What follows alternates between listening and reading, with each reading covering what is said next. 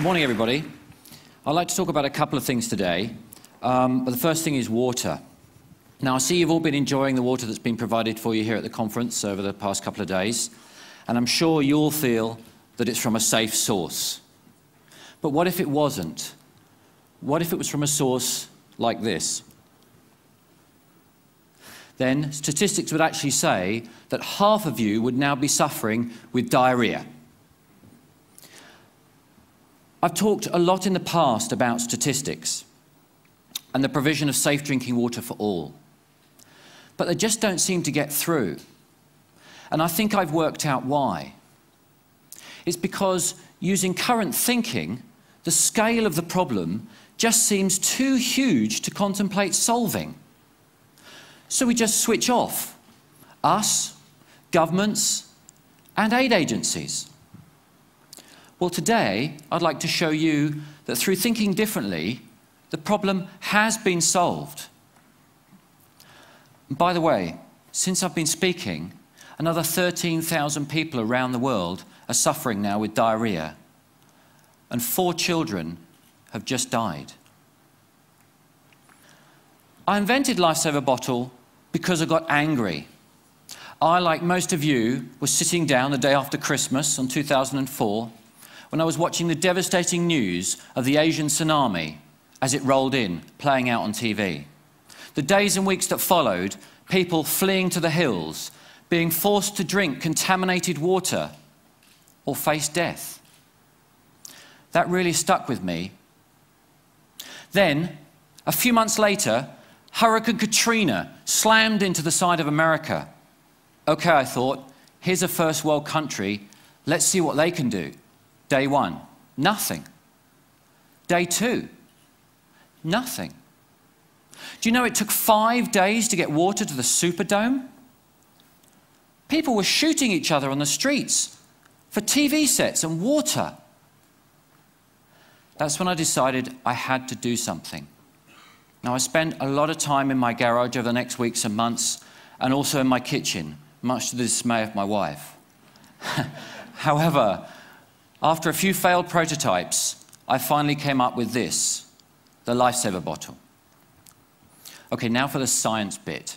Before Lifesaver, the best hand filters were only capable of filtering down to about 200 nanometers. The smallest bacteria is about 200 nanometers. So a 200 nanometer bacteria is going to get through a 200 nanometer hole. The smallest virus, on the other hand, is about 25 nanometers. So that's definitely going to get through those 200 nanometer holes. Lifesaver pores are 15 nanometers. So nothing's getting through. Okay, I'm going to give you a bit of a demonstration. Would you like to see that? I spent all the time setting this up, so I guess I should. We're in the fine city of Oxford.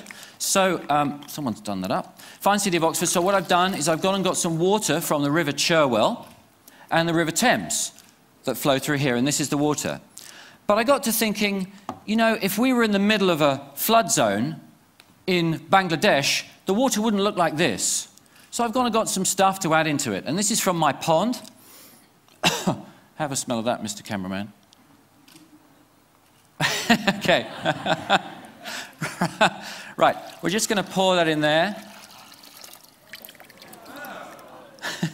Okay, we've got some runoff from a sewage plant farm.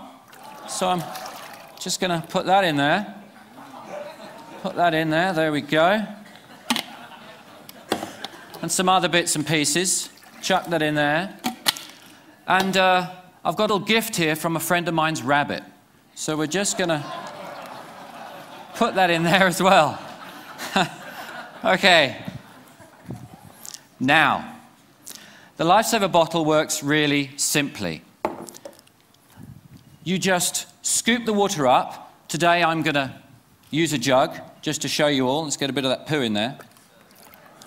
That's not dirty enough. Let's just stir that up a little bit. Okay. So I'm going to take this really filthy water and put it in here. Do you want to drink yet? Okay, there we go. Replace the top. Give it a few pumps, okay? That's all that's necessary. Now, as soon as I pop the teat, sterile drinking water is going to come out. And I've got to be quick. Okay, ready? There we go. Mind the electrics. That is safe, sterile drinking water. Good. There you go, Chris.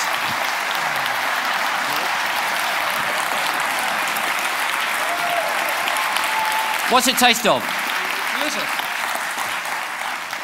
Okay. Let's see Chris's program throughout the rest of the show, okay? Okay. Lifesaver bottle is used by thousands of people around the world.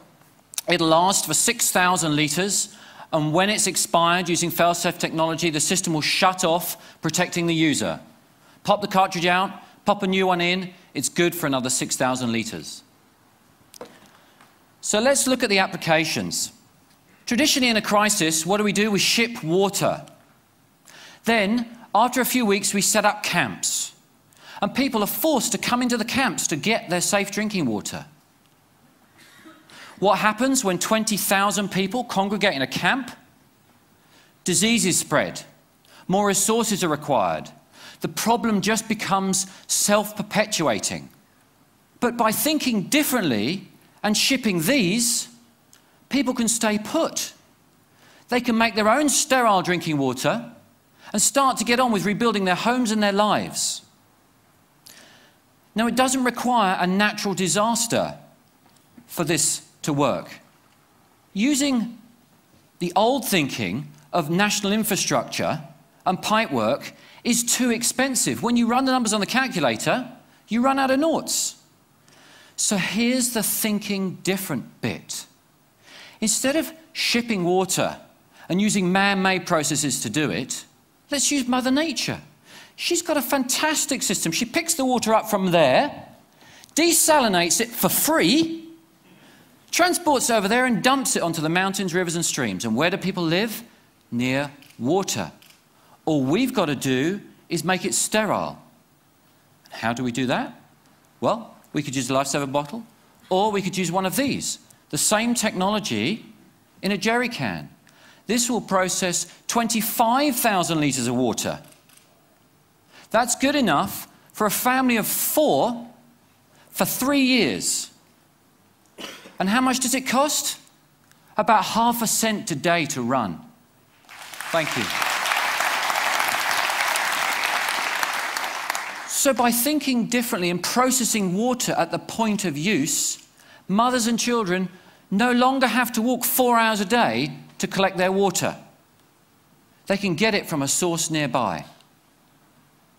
So with just $8 billion, we can hit the Millennium Goals target of halving the number of people without access to safe drinking water. To put that into context, the UK government spends about £12 billion a year on foreign aid. But why stop there? With $20 billion, everyone can have access to safe drinking water. So the 3.5 billion people that suffer every year as a result, and the 2 million kids that die every year, will live. Thank you.